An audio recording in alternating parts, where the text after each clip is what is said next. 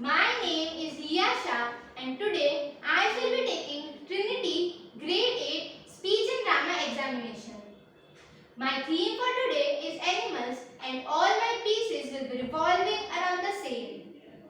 But in each of the piece I shall display a variety in mood and style. I shall begin with the play. An extract from the play Morning Raga by Mahesh Dattani. I shall be playing the role of an elderly villager, Appara, in conversation with Abhinay, who is a city boy who has come to the village in search of his roots. Abhinay has put up his mother's picture up on the wall with a sandalwood garland around it. He is taking out some of his mother's photographs from the chest.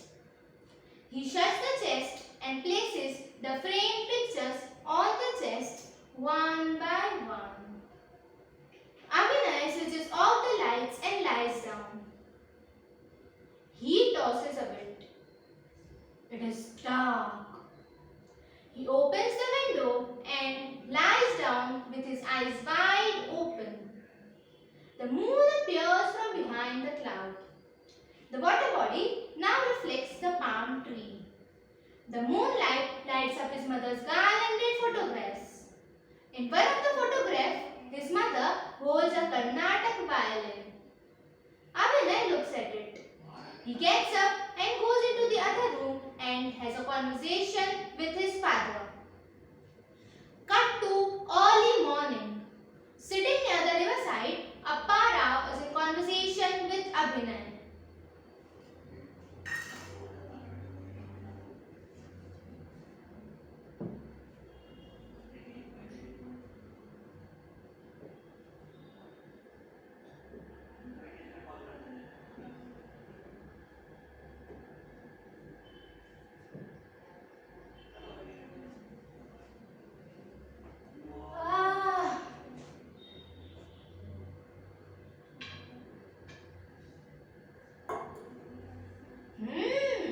Abhinay, what are you thinking, huh?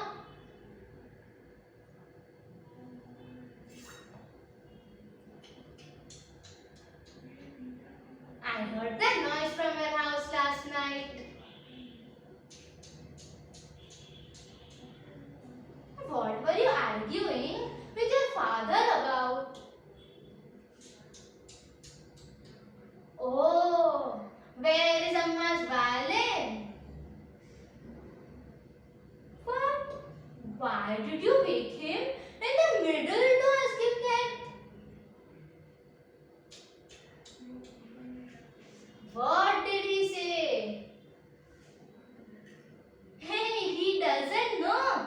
Expected he will answer like that only.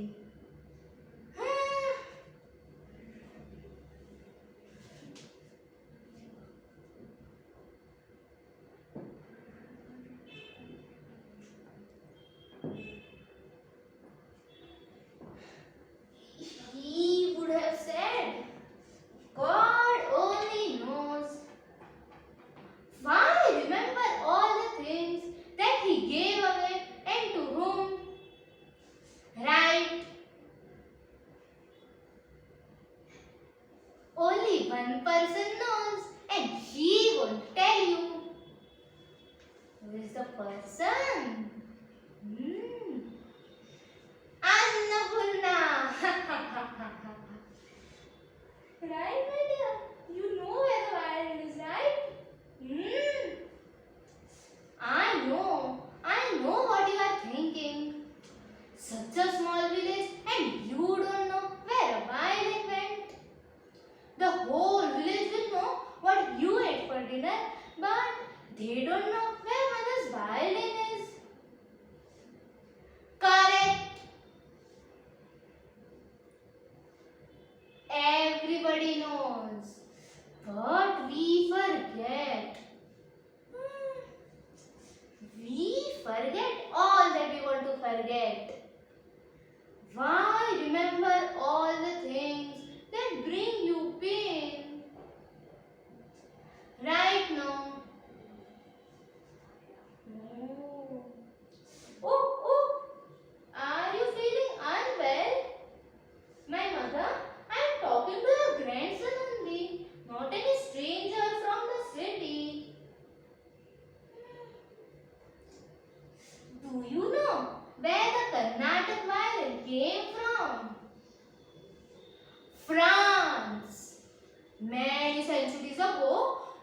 French people presented their violin to the great King Tipu Sultan.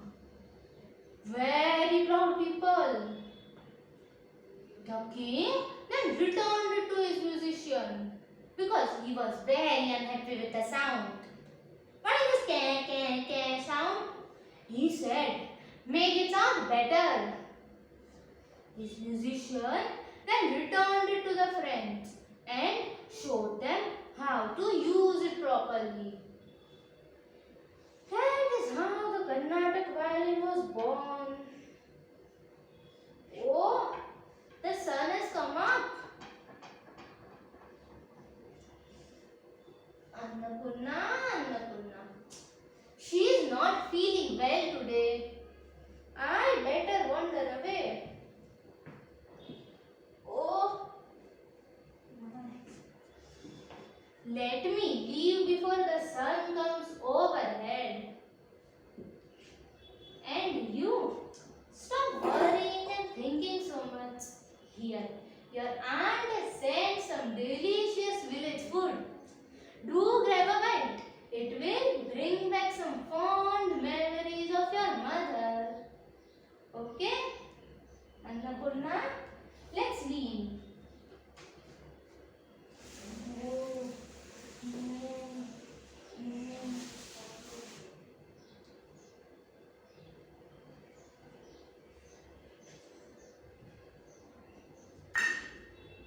I shall now narrate the prose.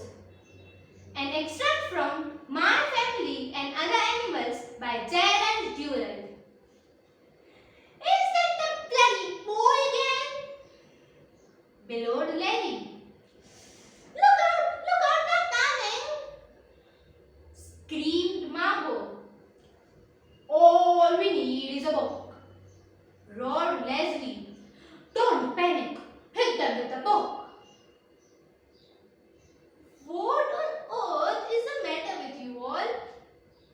Mother kept imploring, mopping her glasses. Is that bloody boy? He'll kill the lot of us. Look at the table, kneaded with scorpions.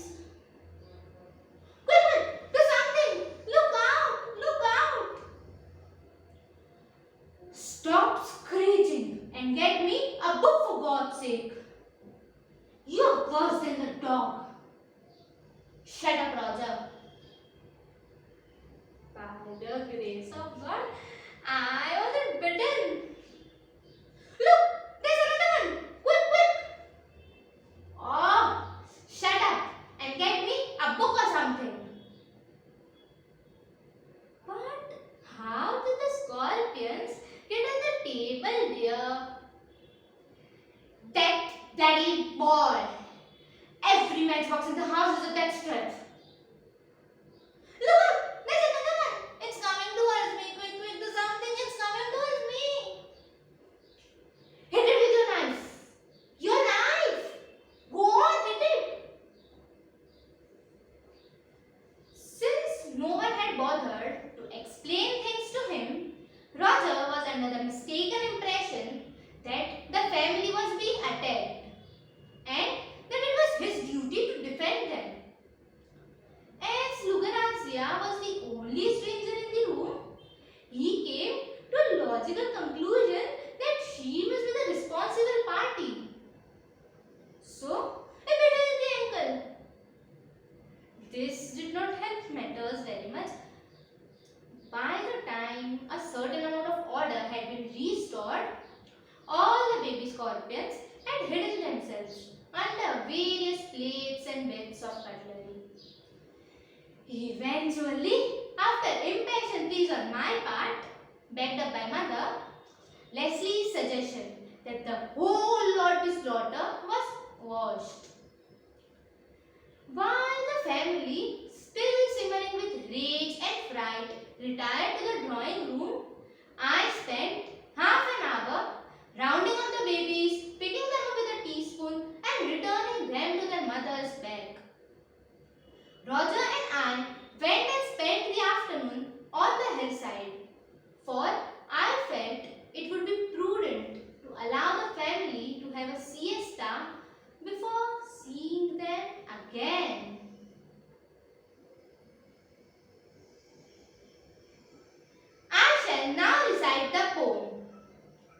An extract from The Cow by Roald Dahl. Please listen while I tell you now about the most fantastic cow. Miss Milky Daisy was her name. And when aged 7 months, she came to live with us. She did her best to look the same as all of the rest.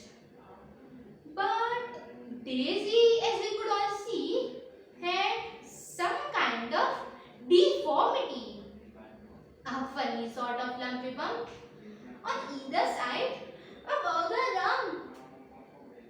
Now, not so very long ago, these bumpy lumps began to grow. And 3 or maybe 4 months later, I stood there an enthralled spectator. These bumpy lumps burst wide apart, and out there came, I crossed my heart. Of all the wondrous, marvelous things, a pair of gold and silver wings. A cow with wings. A flying cow. I have never seen one up till now. Oh, Daisy dear, can this be true? She flapped her wings and up she flew. Most gracefully, she climbed up high. She fairly whizzed across the sky. You should have seen her dive and swoop. She even did a loop-the-loop. Of course, almost immediately, her picture was on live TV. And millions came each day to stare at Milky Daisy in the air. They shouted, "Jeepers, creepers! Wow! It really is a flying cow!" They laughed and clapped and cheered and waved. And all of them were well behaved. Except for one quite horrid man who had travelled from Afghanistan. This fellow, standing in the crowd, raised up his voice and yelled aloud, "That silly cow! Hey, listen, Daisy, I think you're absolutely crazy." Unfortunately, Daisy heard quite clearly every single word. "By gosh!" she cried. "What awful cheek! Who is this silly foreign freak?" She dived and using all her power, she got to 60 miles an hour. "Bombs gone!" she cried. "Take that!" she said, and dropped a carpet on his head.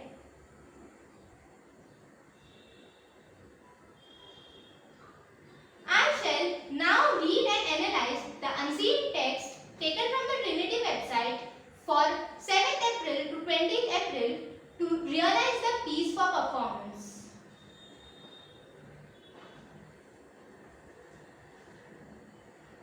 The Virgin and the Gypsy by D.H. Lawrence.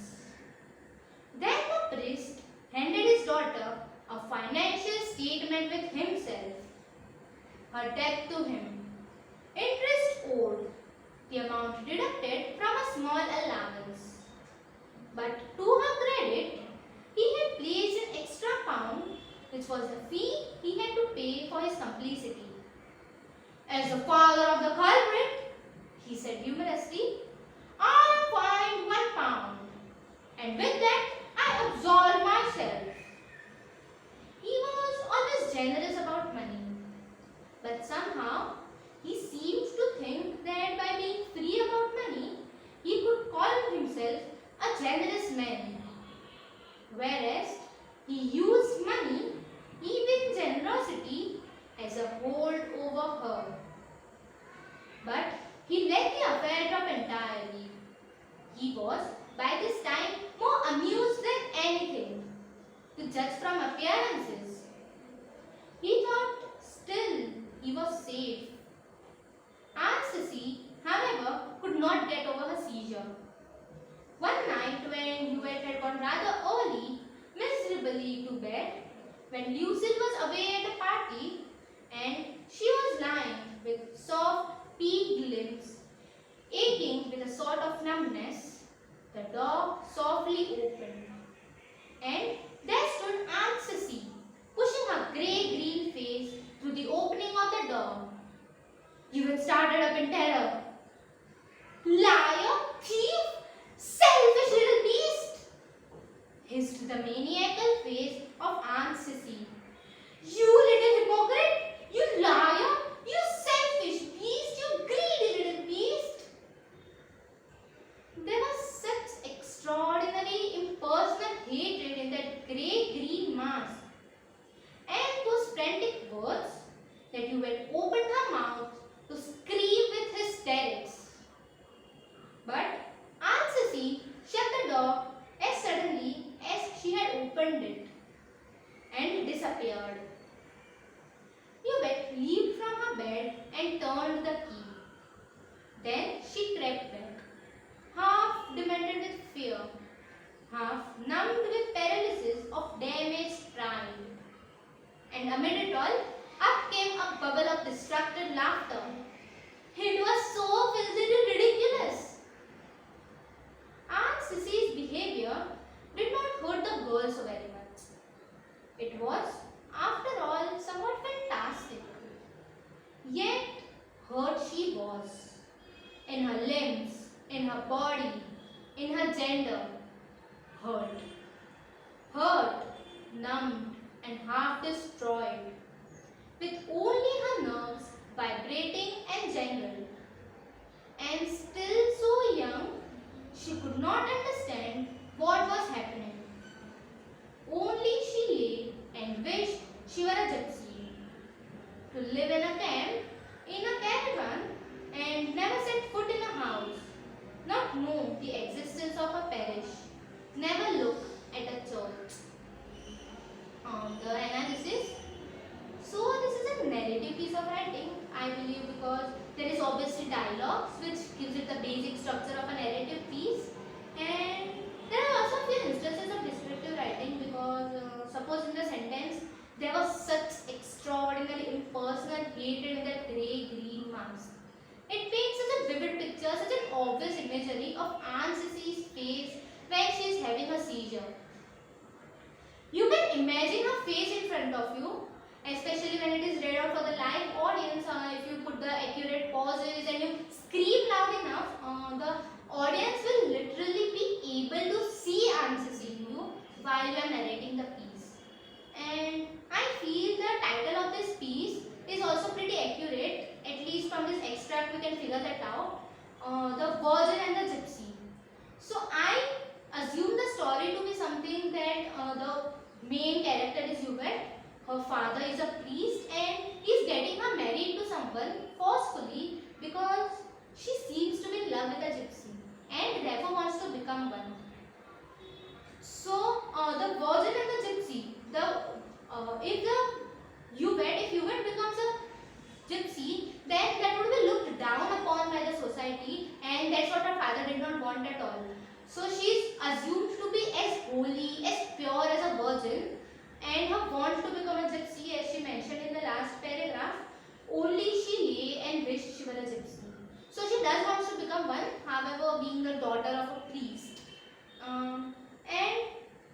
This piece is written in the third person and is narrated by an ominous narrator, and there is a lot of scope for characterization and voice modulation as the character of Aunt Hubert, Aunt Sissy, Hubert, who is basically only described, and the narrator talking and the priest. The priest is obviously a father who has the maximum scope for to talk in a different manner with a low pitch, masculine way of talking. And of course, in the climax where she is screaming, Aunt Sissy is screaming, so you have to take the highest pitch possible. And yeah, that's pretty much it for characterization. I feel this piece is very interesting and would be fun to bring to life because there is so much scope for acting in this piece. Also, in the last sentence, there is a proper tapering end to this piece.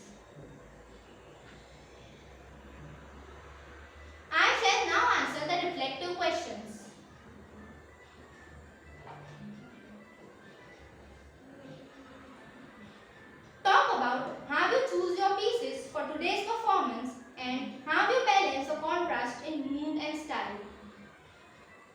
It is important to use different moods and styles in your pieces to show the skills of a grade 8 student, because once you're on the stage, you don't want to be acting as a character, but you want to be the character.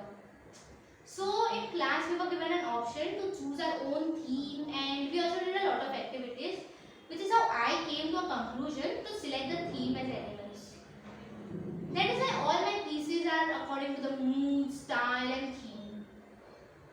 Like the poem The Cow is a humorous tickling piece. The play Morning Raga, it's a melancholic story where the boy is in deep stress as he searches for some unanswered questions. And the prose My Family and Other Animals, it has a very chaotic kind of mood and style, and it was challenging to bring out the different moods and styles of different characters. Question 2. What have you learned about your own strengths and limitations during your preparation for today's performance? Some of my strengths are my acting skills, confidence level, speaking correct English, while on the other hand I have a weakness of not memorizing stuff quickly. But I put all my positivity into the memorizing phase because I wanted to do it. So I did it. Grade 8 is the most critical and important certificate a speech and drama student can have. My mentor always told me that I was really good at acting but not that great at memorizing. So I needed to give more time to that part. So with the help of my classmates and my mentors, I improvised and improved for today's performance. Question 3. How have you developed your physical and vocal skills during your presentation for today's performance? During my presentation for today's performance, I have developed my physical skills by being more confident, loosening up my body, giving more time to learning my pieces, and also focusing on my facial expressions. Coming to the vocal skills, I clarified my diction, articulated my speech, and also kept in mind the pitch, pace, and pause. So I had to use my voice and body thoroughly throughout the performance. So I developed my physical and vocal skills to give a technically correct performance. Question 4. How did you prepare yourself physically and emotionally for your performance program today? Where preparation in terms of physical is concerned, one needs to build the stamina and spontaneity by sheer practice, and I also did regular breathing exercises and kept myself well hydrated so that I could perform my optimum best. And when preparation in terms of emotional or mental is concerned, I made sure that I detach myself from who I am and get completely into the skin of my character. So I learned the nuances of the old villager, how he walked, how he talked, and in all my other pieces, I displayed the true emotion of love and empathy that I have towards animals. So combining both of this could roll out a stellar performance.